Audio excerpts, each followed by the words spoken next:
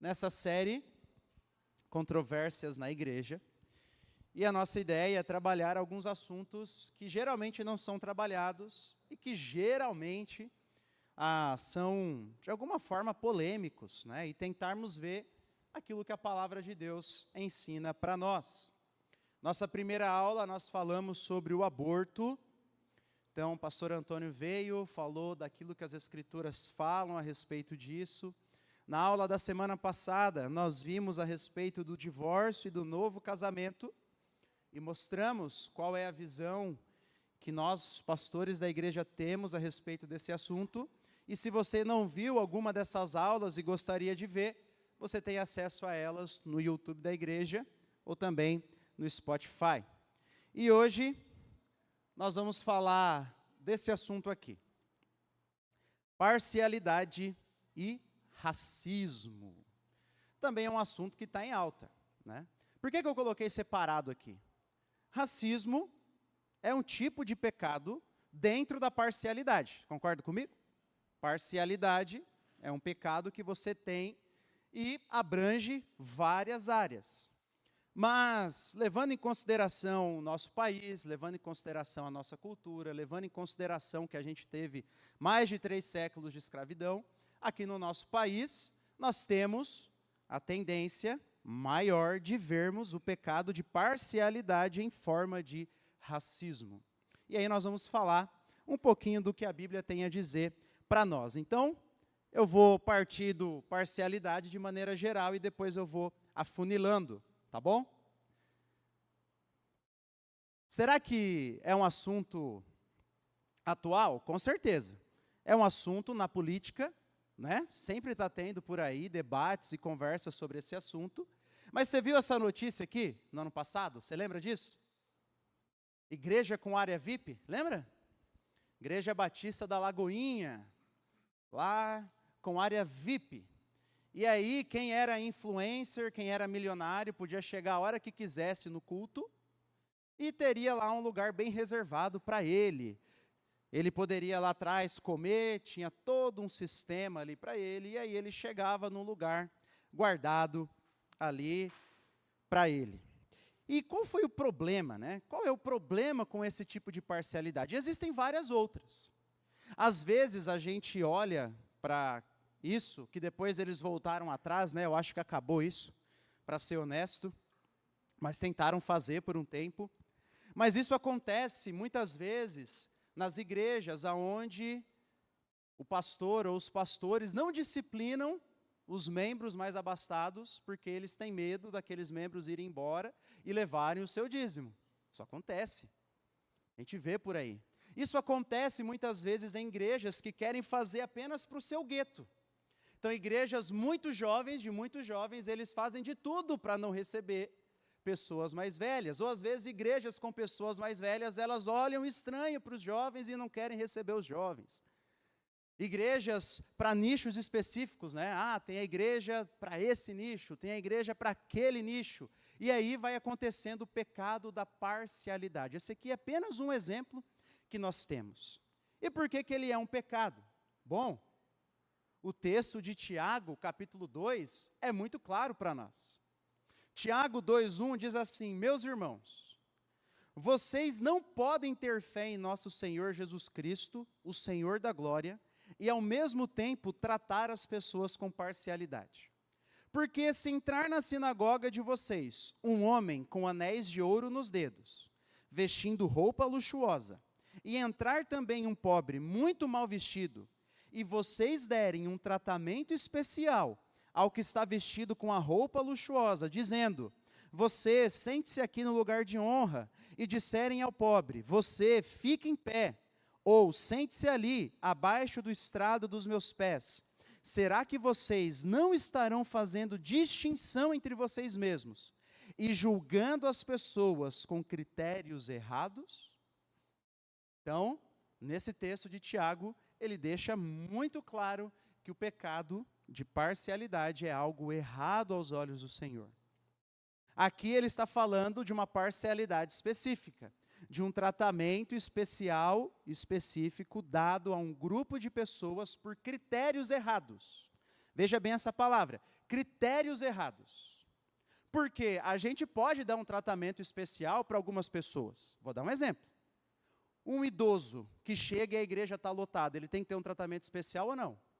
É claro que sim. É um critério certo que a gente está usando ou não? Sim. Agora, uma pessoa, por causa apenas de sua condição financeira, tem que ter um lugar especial ou não? Não. Não tem. Então, é isso que Tiago está falando, e isso aqui é importante, ó, com critérios errados. E aí nós vamos adentrar um pouquinho mais nessa ideia de parcialidade. Então, vamos ver a definição aqui. Parcialidade é tratar certos grupos de pessoas de maneira discriminatória, julgá-las de maneira errada, seja por classe econômica, seja por nacionalidade, seja pelo idioma que ela fala, seja pelo seu sexo masculino ou feminino e assim por diante. Existem vários tipos de parcialidade. Trata a pessoa pela etnia diferente, trata a pessoa pela classe social diferente, trata a pessoa pela nacionalidade diferente. E aqui no nosso país, segundo a lei 7.716, o racismo é a discriminação ou preconceito de raça, cor, etnia, religião ou procedência nacional. Então, segundo a lei, esse é o crime de racismo aqui no nosso país. E por causa dos nossos fatores históricos, da nossa história, ele acontece mais com pessoas negras. Então, essas são as duas definições que nós temos. Mas se você vai para outro contexto, outros contextos, outros lugares, isso é diferente. Eu lembro quando nós estávamos lá no Oriente Médio uma vez, eu e a Thaís viajamos para lá, e lá você tem esse tipo de preconceito, mas entre etnia diferente. Você olha, você fala, meu Deus, eu não vejo diferença nenhuma. São bem parecidos, mas eles não se gostam, de jeito nenhum. Por causa da história, ou por causa da língua, ou por causa da religião.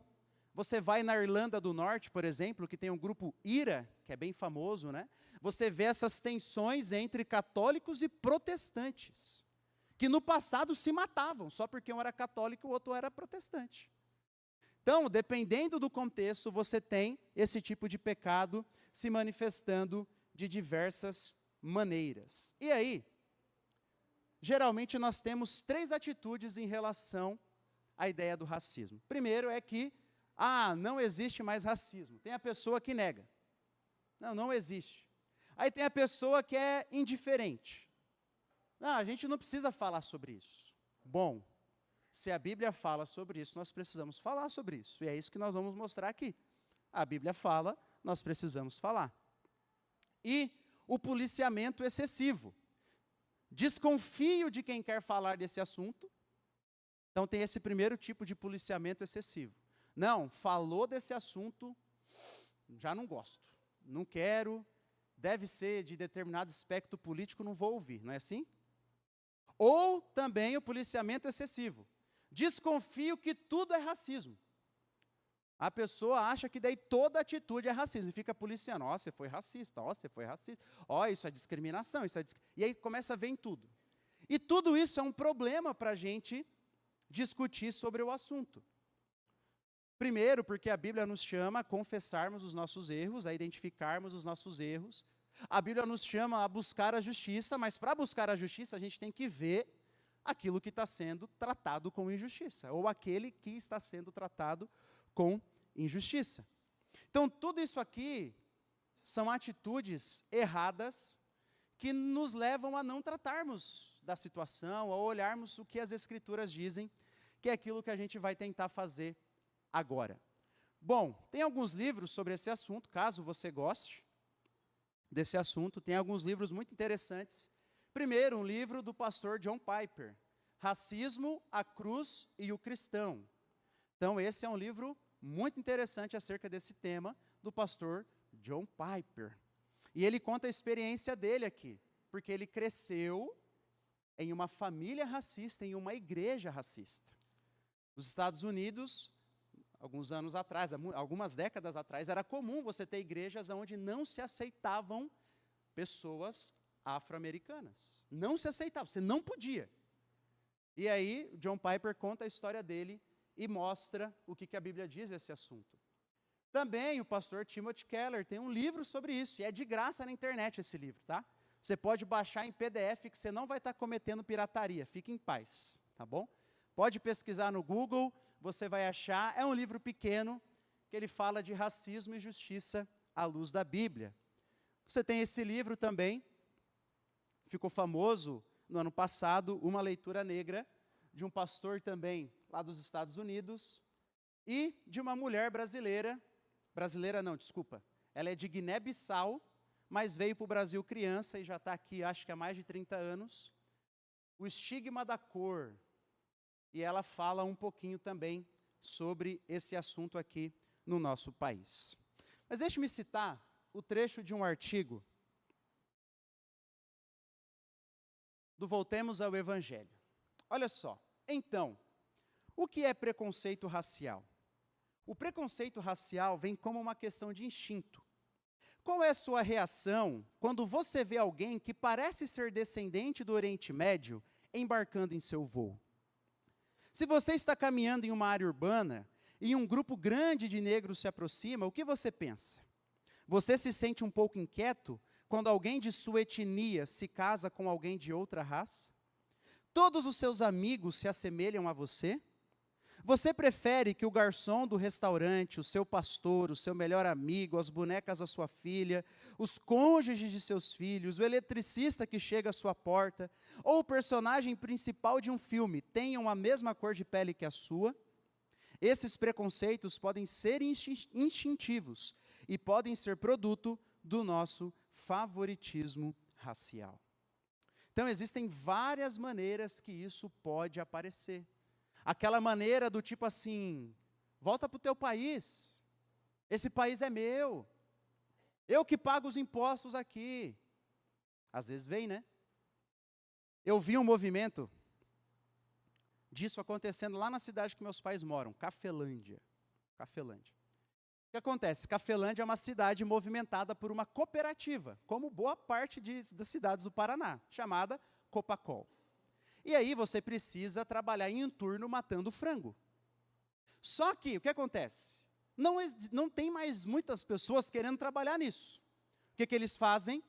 Eles trazem pessoas do Nordeste, uma época trouxeram do Haiti, outra época trouxeram de Bangladesh, da Índia, e a cidade ficou cheia de pessoas de fora. Cheia de pessoas de fora, de outros lugares, outras nacionalidades, outras etnias. E aí você escutava comentários. Ah, eu não gosto que eles venham para cá, porque eles roubam o nosso lugar. Lá no hospital, que nem tem hospital, né? É tipo um hospital, mas não funciona como hospital. Lá no atendimento.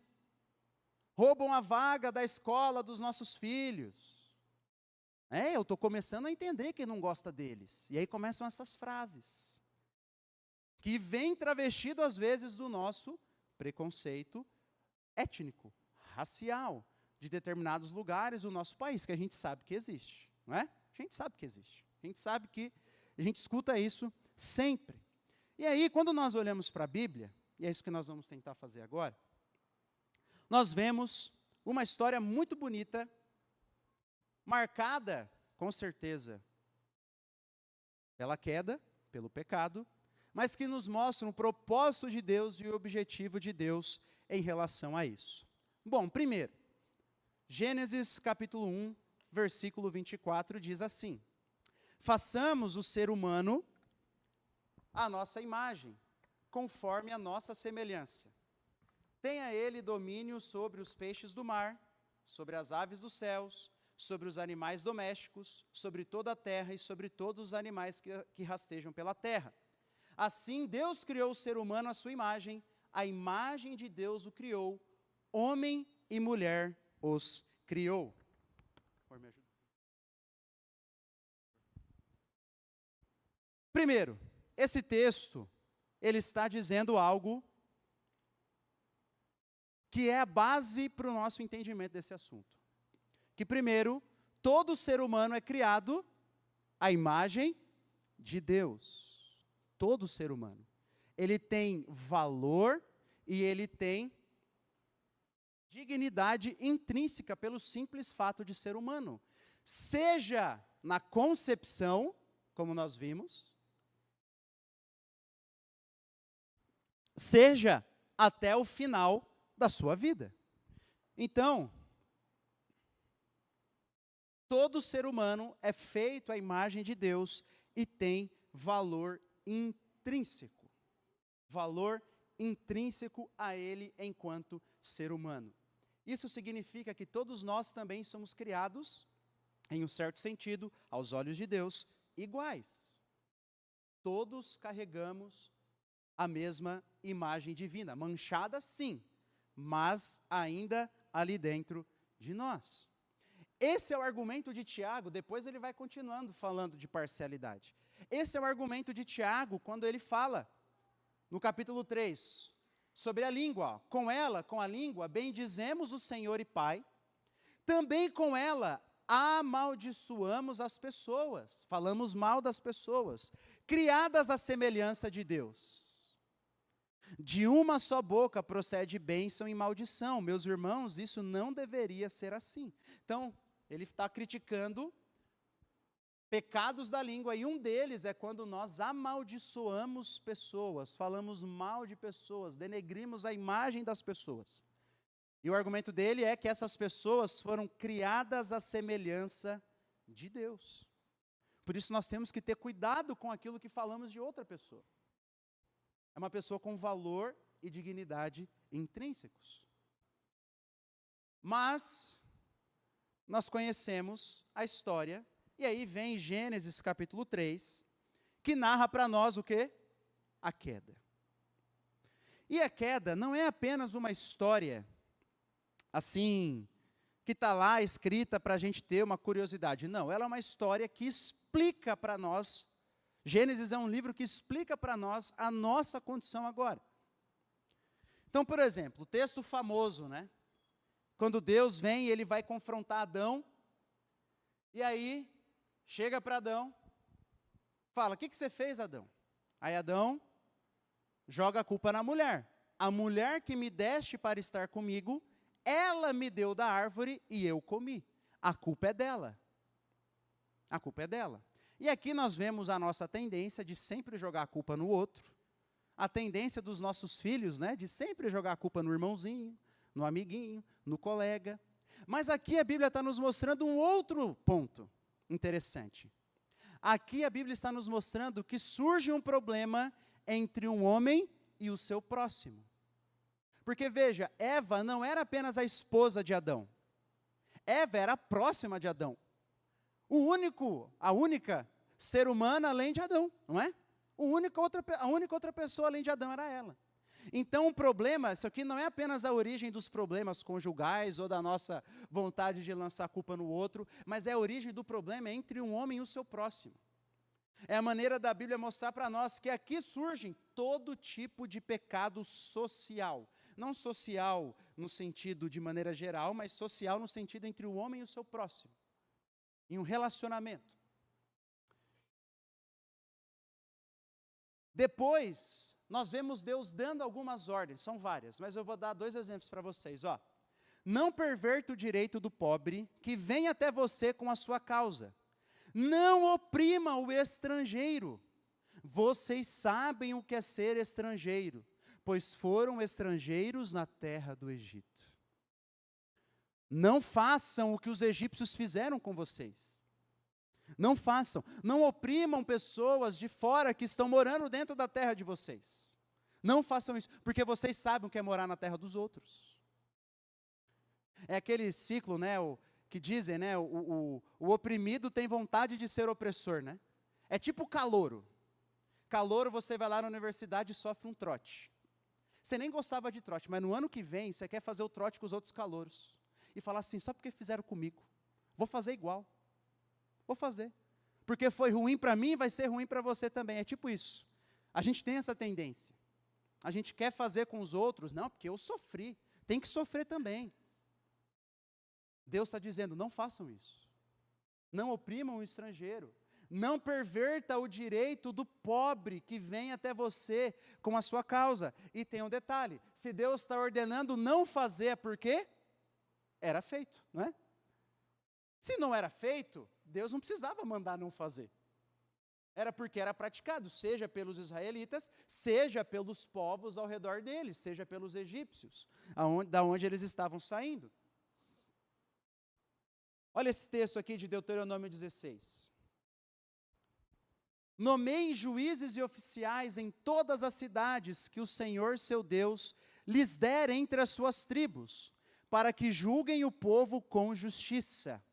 Vocês não devem torcer a justiça, não devem tratar as pessoas com parcialidade, nem aceitar suborno, porque o suborno cega os olhos dos sábios e subverte a causa dos justos. Ou seja, um juiz ou oficial não deve julgar de maneira diferente um rico ou um pobre. De maneira geral, você acha que no Brasil isso aqui é seguido ou não? Pelo amor de Deus, né? De maneira geral, a gente sabe que tem juízes idôneos, a gente sabe disso. Mas de maneira geral não é isso que a gente vê. É ou não é verdade? Ou eu estou muito errado? É só ler o jornal, só ligar o jornal. Só ver os políticos roubando a gente, um monte lá, enfim, e os grandes de Brasília estão lá e no final não dá nada. Pega 300 anos de cadeia, ficam 2 anos, depois estão lá, lá no seu jatinho particular, lá na sua, sei lá como é que é o nome quando você mora em cima lá do prédio, como é que é o nome? Na sua cobertura, e aí está tudo certo, não é? A gente vê isso no nosso país, infelizmente. Deus está dizendo, entre o povo de Deus isso não deveria acontecer, não tratem as pessoas com parcialidade. E isso acontecia, e a Bíblia está repleto de exemplos disso. Se você lê os evangelhos, você vai ver que existia um ódio entre 2 etnias diferentes. Quais são elas? Judeus e samaritanos, não é? Eles não se davam, eles se odiavam. Eles desviavam o caminho para não passarem por dentro da cidade um do outro. Quem lembra de Jonas? Não é? Quem lembra de Amã? Lembra de Amã no livro de Esther? Ele queria matar quem? Todos os judeus, antissemitismo aí, ó. Todos. Então isso está cheio de exemplos no Antigo Testamento, e nós vemos que a queda manchou essa relação entre um homem e o seu próximo. E aí Deus vem e dá leis para que isso não aconteça dentro do seu povo. Mas aí tem uma pergunta. Olhando aqui para o Antigo Testamento, específico ainda, tá? Nós estamos no Antigo Testamento, hoje não é mais assim. Nós sabemos que o povo de Deus é a igreja, formada por judeus e gentios que creem em Cristo. Mas olhando para o Antigo Testamento, mas Deus não escolheu um povo étnico? Sim. E aí, como que se resolve isso?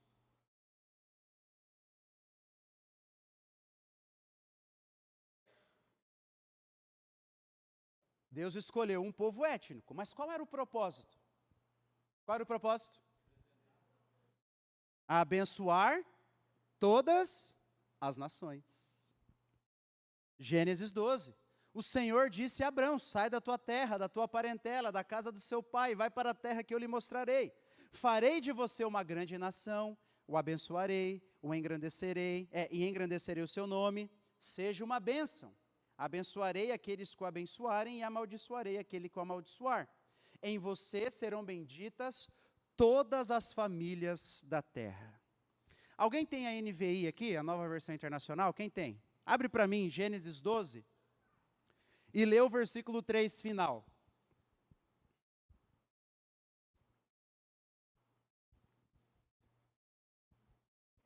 Isso, em você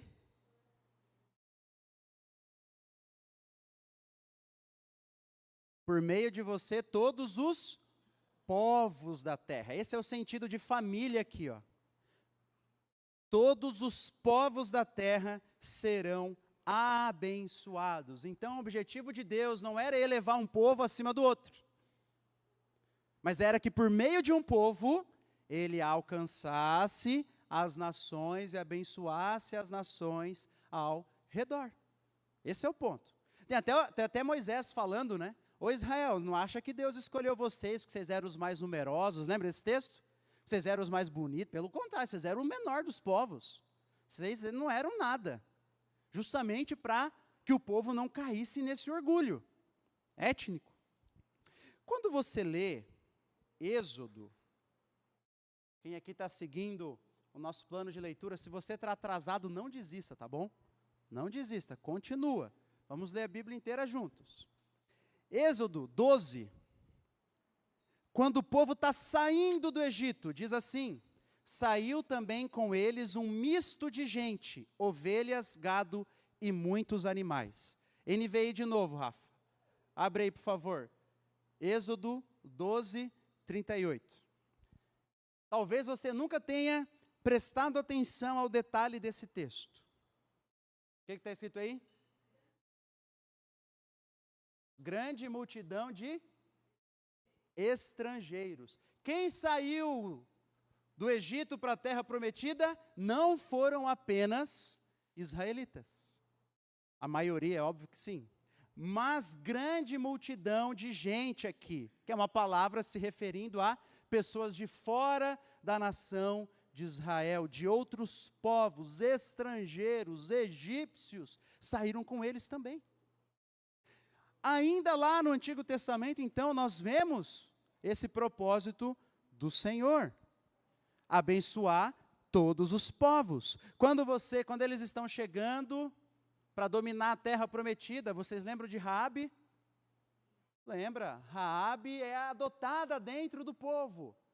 Ruth, também, adotada dentro do povo. Esse, então, era o propósito de Deus, abençoar todos os povos da terra. E quando nós chegamos no Novo Testamento, isso continua. Jesus, no texto de Lucas, diz que ele abriu, no início do seu ministério, um rolo do profeta Isaías, e ele leu uma profecia acerca dele, lembra? Leu uma profecia de Isaías acerca do Messias, de que viria o servo do Senhor, enfim. Aí Jesus fala, esse sou eu. E aí logo depois, diz que Jesus foi lá, falou com eles, mais um pouquinho, e disse assim, vocês não lembram de Elias? Lembra qual viúva que ele foi ajudar? Lembra dessa história? Uma viúva de fora da nação de Israel. Vocês lembram de Eliseu?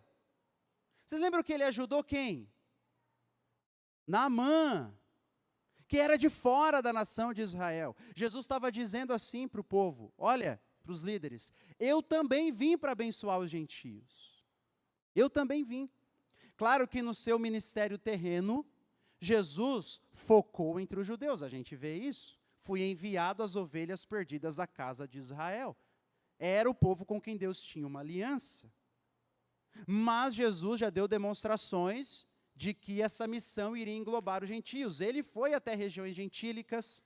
A história do Gerazeno, ou do Gadareno, como a gente fala, foi em um território gentílico. Jesus demonstrando isso.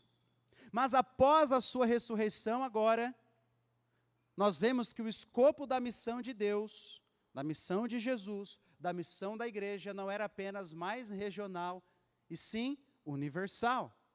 Jesus, aproximando-se, o texto da grande comissão, falou-lhes dizendo, toda autoridade me foi dada no céu e na terra, portanto vão e façam discípulos de todas as nações, batizando-os em nome do Pai, do Filho e do Espírito Santo, ensinando-os a guardar todas as coisas que tenho ordenado a vocês. E eis que estou convosco, com vocês, até o fim dos tempos. Então vão pregar o evangelho a todas as nações. E aí o que aconteceu depois? Bom, eles começaram a pregar, mas não sem lutar contra o seu preconceito. Quem lembra de Pedro indo lá na casa de Cornélio? Quem lembra? Deus teve que dar uma visão para Pedro, lembra? Pedro mata e come. Não, Senhor, não vou não. Pedro, eu sou Deus, eu estou mandando, mata e come. Não vou, Senhor. Não vou, mas difícil, né? E aí ele chega na casa de Cornélio e fala, olha, você sabe que um judeu não pode nem comer na casa de um gentio. Deus teve que ir trabalhando na vida de Pedro, para ele livrar-se desse preconceito étnico, preconceito racial, de se achar o mais superior e o bonzão acima dos outros, por fazer parte de uma etnia específica. Isso nos mostra que isso pode acontecer com a gente. Isso pode acontecer. E a gente precisa buscar reconhecer e lutar contra isso. Nós vemos Paulo falando aos gregos, na cidade de Atenas, dizendo que de um só homem, Deus fez todas as nações para habitarem sobre a face da terra. As nações são um propósito de Deus. Deus fez as etnias diferentes. Deus fez os povos diferentes. É projeto de Deus. É isso que Paulo está dizendo. É projeto do Senhor. É o Senhor que fez essa beleza que nós temos. Essa variedade de gente que nós temos. É projeto de Deus.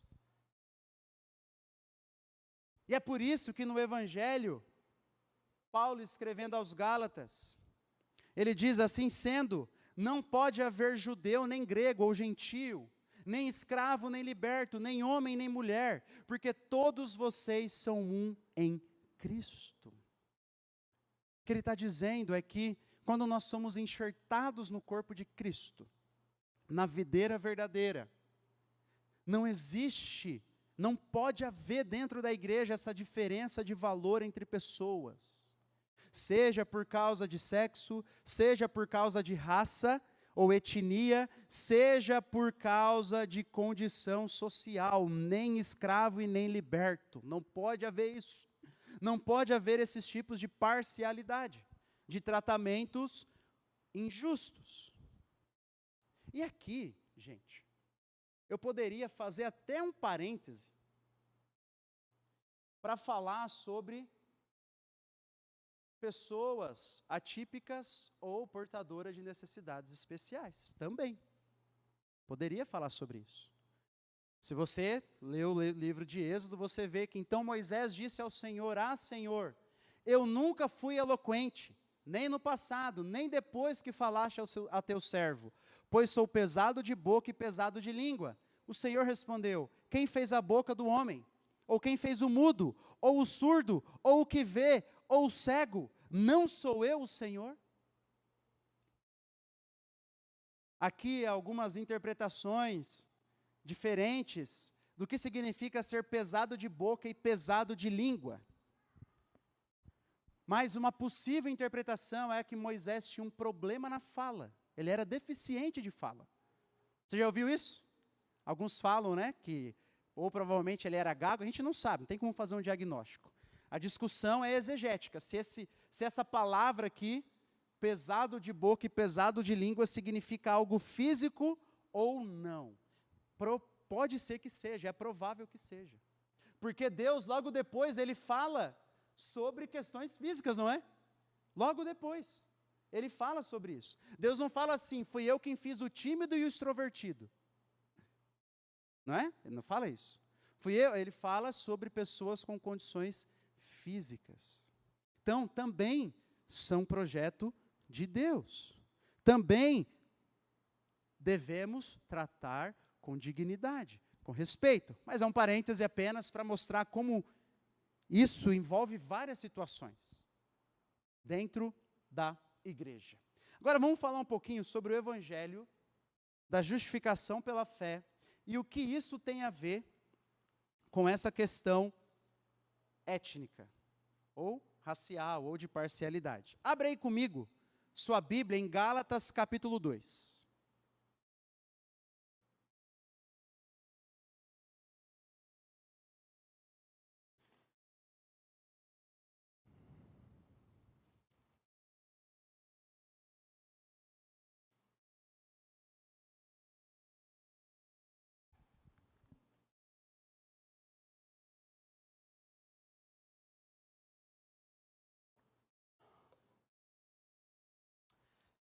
Gálatas capítulo 2, Versículo 11.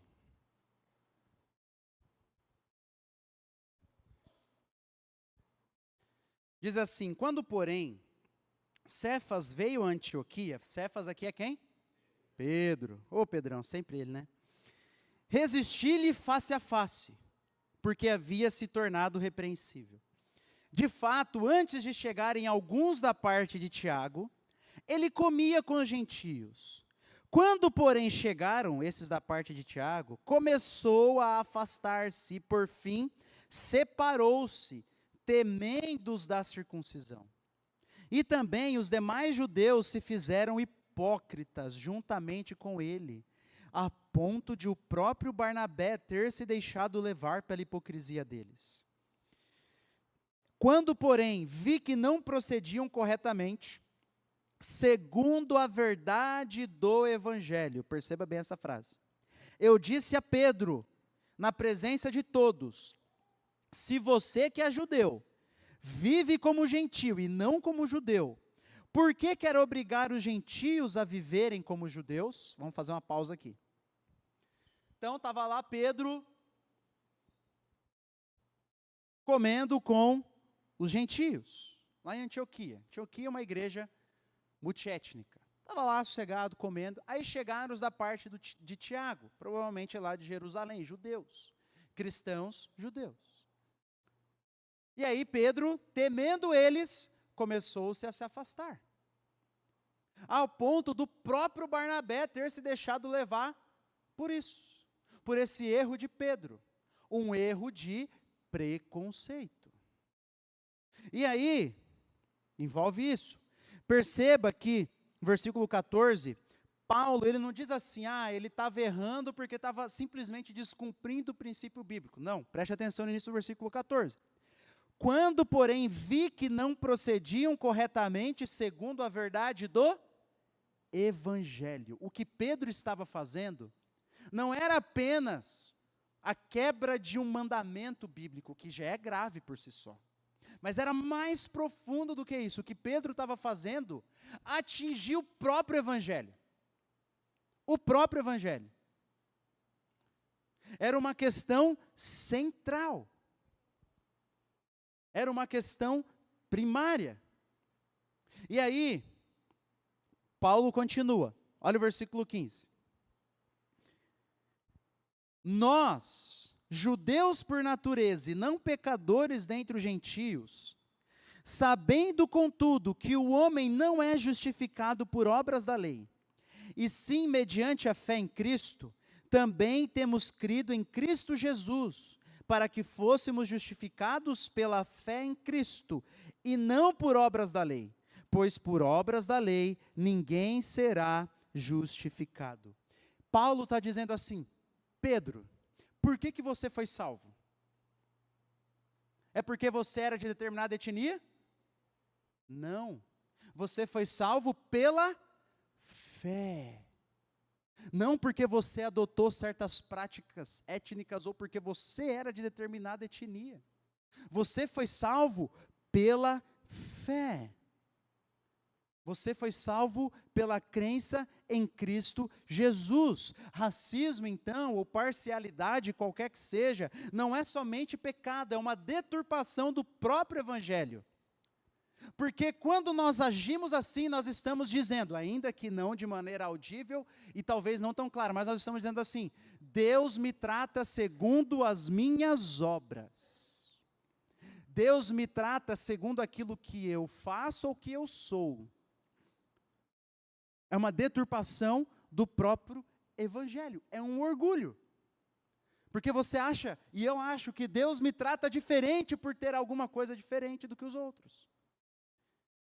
E é por isso que Paulo, ao confrontar aqui Pedro e seguir explicando sobre essa confrontação, e os Gálatas estavam sendo tentados a cair nesse erro, lembra? A fazer com que os gentios vivessem como judeus, como se existisse algo superior a eles, como se eles fossem superior. Paulo, ele faz o quê? Olha para o Evangelho, como você foi salvo? Esse é o remédio para todo tipo de parcialidade. Olha para o Evangelho, como você foi salvo? Você foi salvo somente pela fé, não foi mérito teu. Não foi porque você era bom, não foi porque você era melhor, não foi porque... Nada que diz respeito a você. Você foi salvo unicamente pela graça de Deus. Você foi salvo unicamente porque um dia antes da fundação do mundo, Deus decidiu amar você, transformar você, enviar o Filho dele para salvar vocês, a salvar a igreja. É por isso que você é salvo. Não diz respeito nenhum a você. Nenhum. Esse é o remédio para todo tipo de parcialidade dentro da igreja, é olhar para o Evangelho, é olhar para a obra de Jesus. Isso vai matando o orgulho que porventura nós possamos ter. E aqui está uma parte interessante, nessa discussão acerca de parcialidade, racismo ou outros tipos de preconceito. Olha só o que o pastor Tim Keller diz: falta a análise do Evangelho em muitas das conversas atuais sobre raça. Falta a análise do Evangelho. Existem hoje muitas vozes defensivas, negando a magnitude do problema e acusando quase todos que falam fortemente sobre o racismo na igreja de serem muito socialmente engajados, de serem guerreiros da justiça social ou marxistas. Não, falou de racismo, então, é marxista.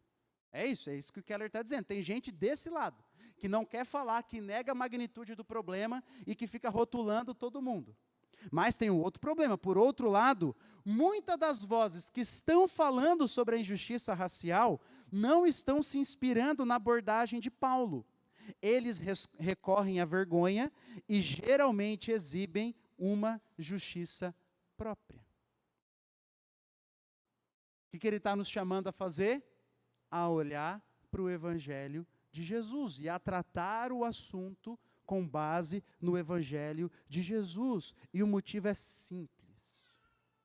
O que é que pode transformar o coração de uma pessoa? Qual é a única coisa que pode transformar o coração de alguém? O Evangelho de Jesus. É a única coisa. É a única.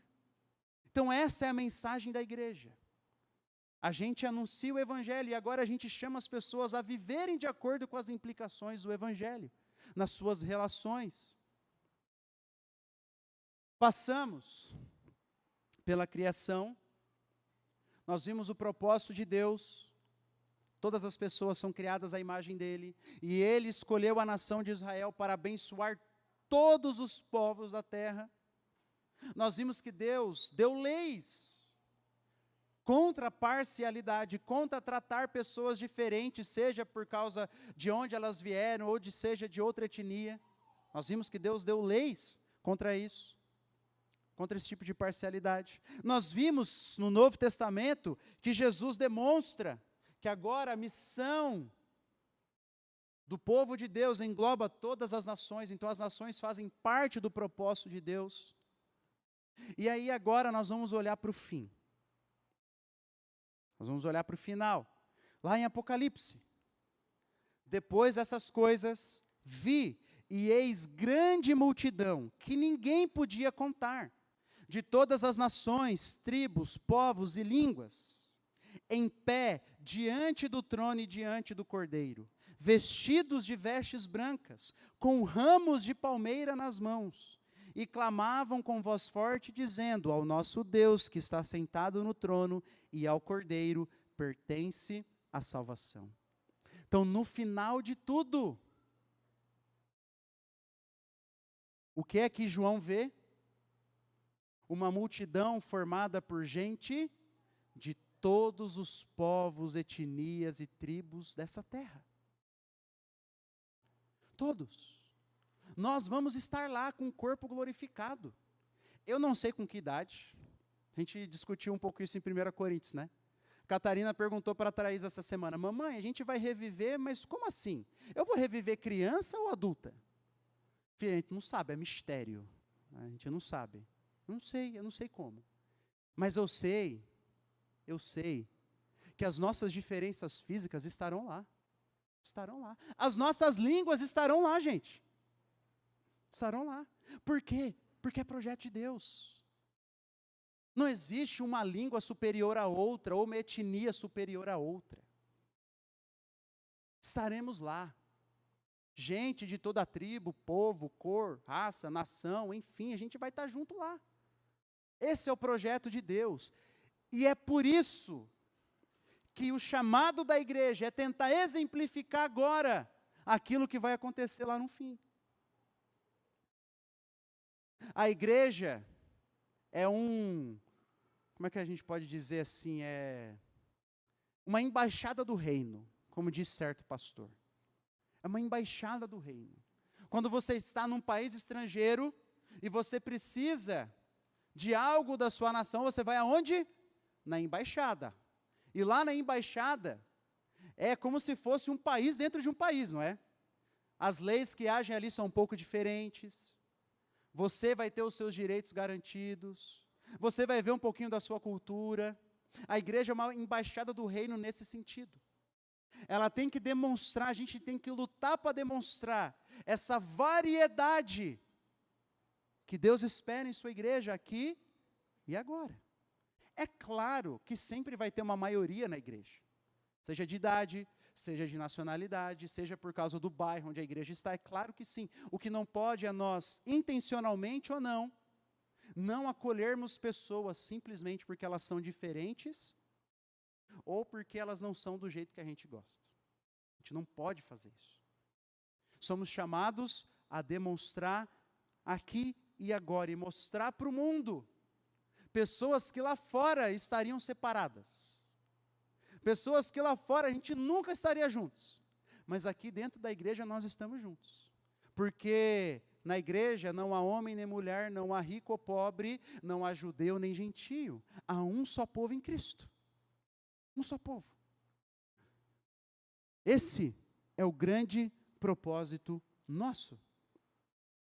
Olha só o que o pastor John Stott, falando desse assunto, diz: por causa da unidade da raça humana, da imagem de Deus, a doutrina da imagem de Deus, nós exigimos direitos iguais e respeito igual para minorias étnicas.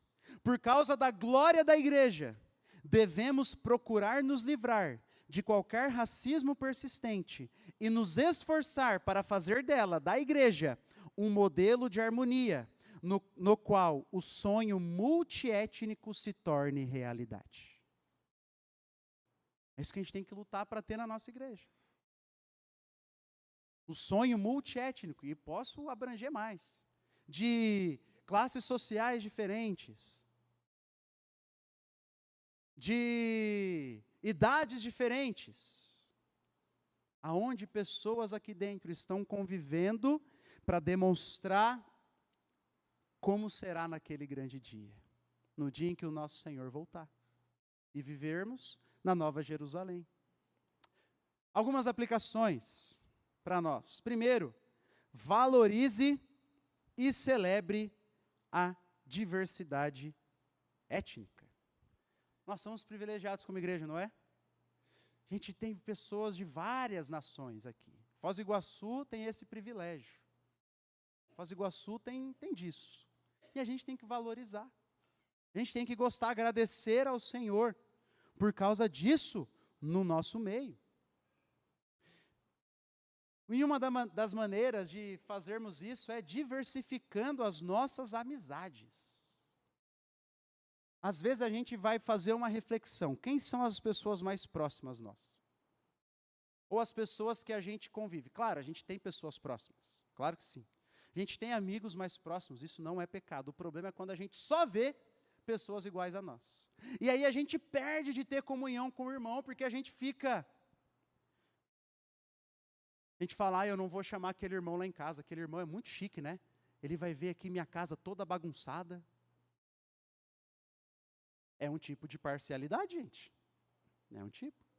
O contrário também. Às vezes a gente só convive com irmãos da mesma classe social que a gente, da mesma etnia que a gente.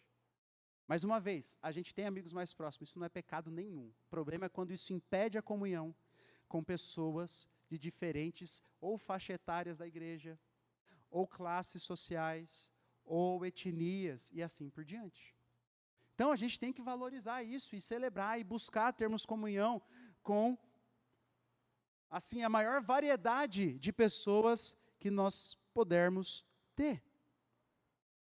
Faça da nossa comunidade, da nossa igreja, uma comunidade acolhedora. Faça disso. Pessoas diferentes, mas que querem seguir a Jesus, que querem abandonar o pecado, aqui é um lugar para elas. Porque assim é comigo, assim é com você, não é? É assim. Nós estamos aqui para isso. Outra coisa, devemos tratar as pessoas com graça. Devemos tratar as pessoas com graça. Trate pessoas que pensam diferente de você com graça. Lembra do que Jesus disse? Eu sei, vocês ouviram o que foi dito. Amem os seus amigos e odeiem os seus inimigos, mas eu vos digo diferente. O que é para você fazer? Amem os seus inimigos e orem por ele.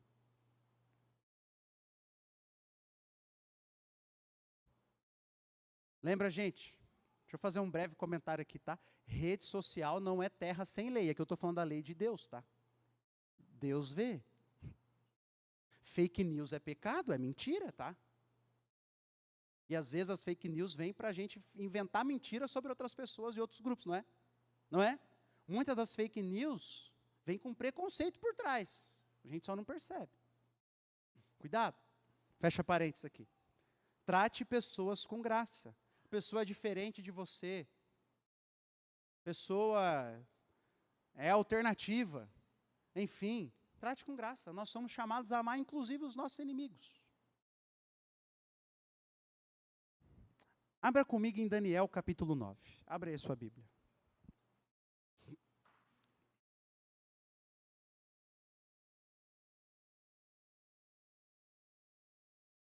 É um texto que nós lemos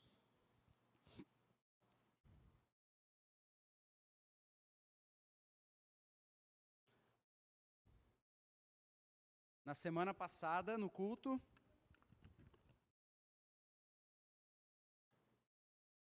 Daniel 9, 4-10.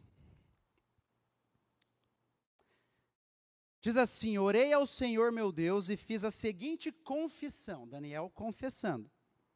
Ah, Senhor, Deus grande e temível, que guardas a aliança e a misericórdia para com os que te amam e guardam os teus mandamentos. Nós temos pecado e cometido iniquidade.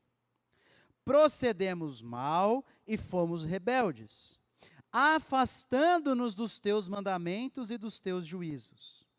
Não demos ouvido aos teus servos, os profetas, que em teu nome falaram aos nossos reis, aos nossos príncipes, aos nossos pais e a todo o povo da terra. A ti, Senhor, pertence a justiça, mas a nós cabe o corar de vergonha, como hoje se vê, a saber, aos homens de Judá, aos moradores de Jerusalém, a todo Israel, tantos de perto como os de longe, em todas as terras para onde os expulsaste, por causa das transgressões que cometeram contra ti.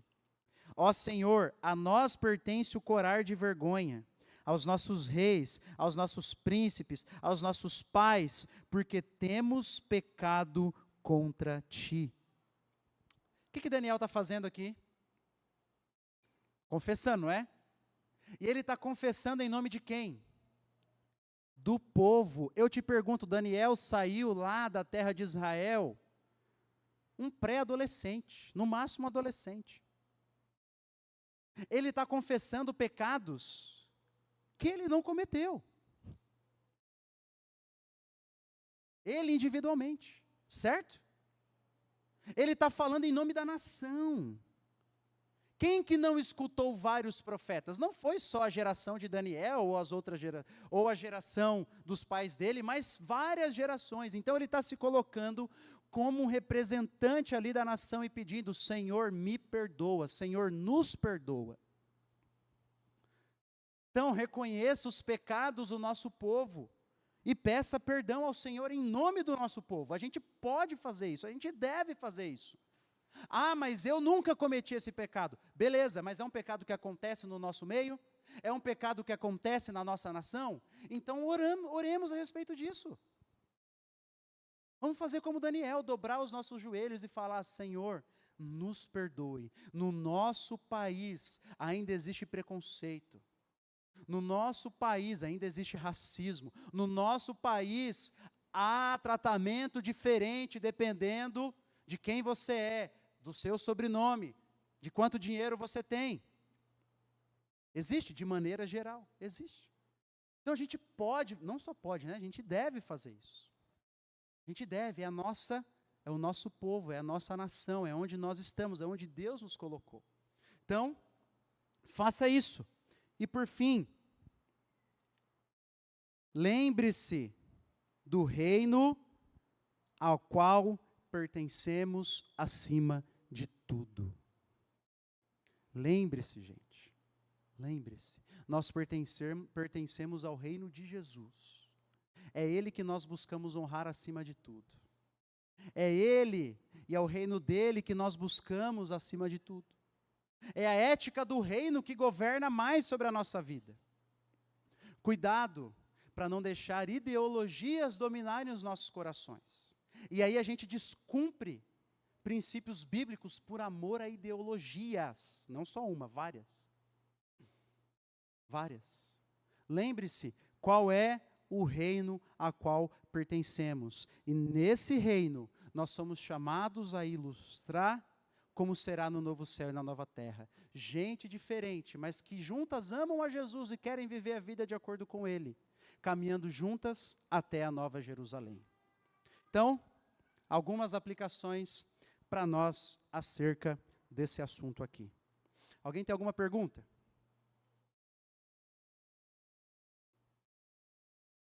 Oi, irmão Manuel. Que o quê? Desculpa. Isso.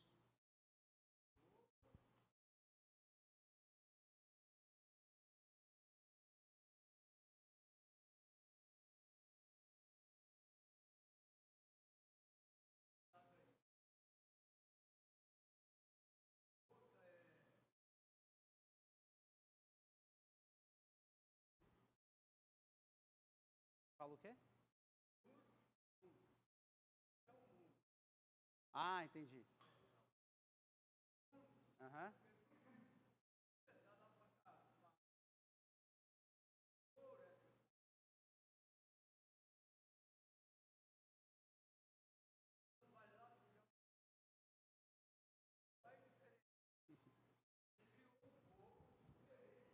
Isso mesmo.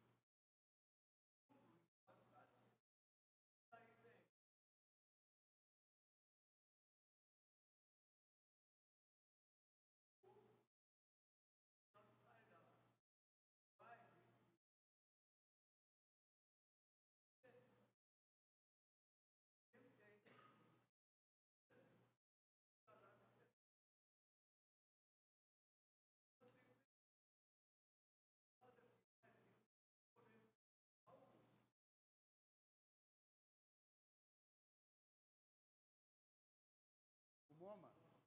MoMA.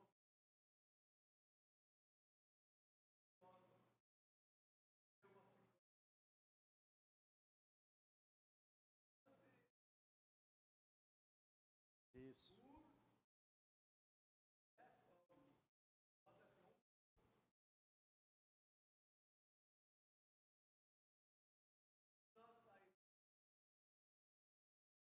A Andressa.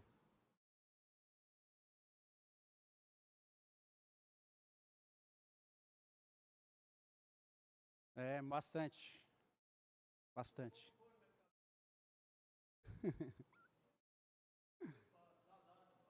Muita. Muita. Aqui é só uma palhinha. Deixa.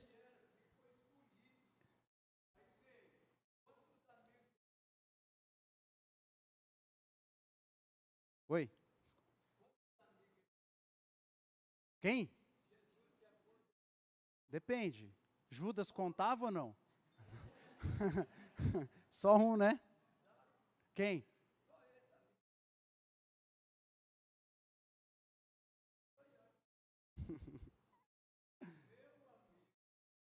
É, ele fala mesmo. Isso mesmo. Fala, Yuri.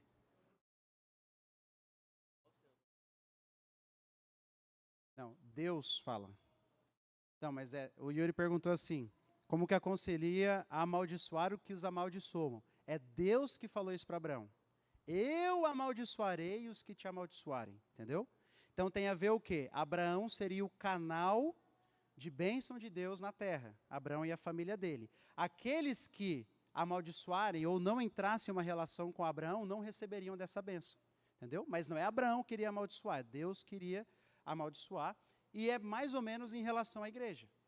Então, a igreja é a portadora do evangelho que anuncia o evangelho. Aqueles que recusam ouvir a mensagem do evangelho e desprezam a igreja, se afastarão do Senhor, entendeu? Então essa é a relação. Abraão ali era um canal, uma mediação de Deus ali, e essa relação, mas é Deus que fazia isso.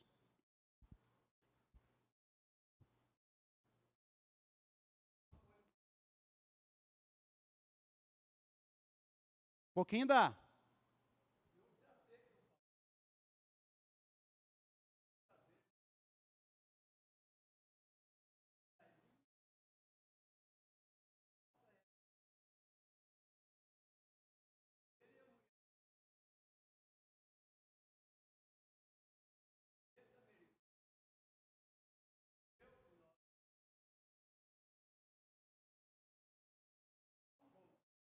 Isso.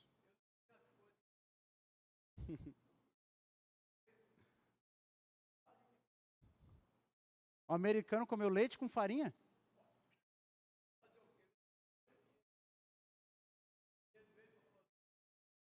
É.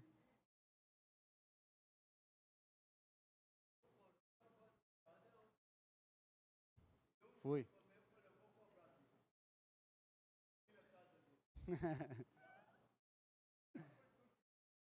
Tratou bem?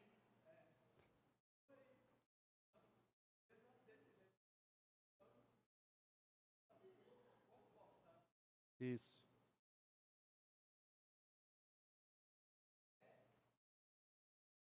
Isso mesmo. Temos que tratar.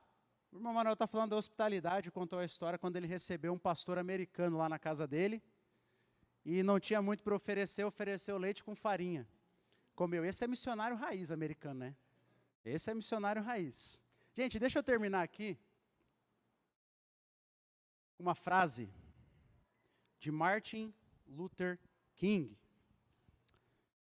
Martin Luther King era um pastor batista dos Estados Unidos, que lutou nessa questão das causas civis. O nome dele é uma homenagem ao Martinho Lutero, né? Martinho Lutero.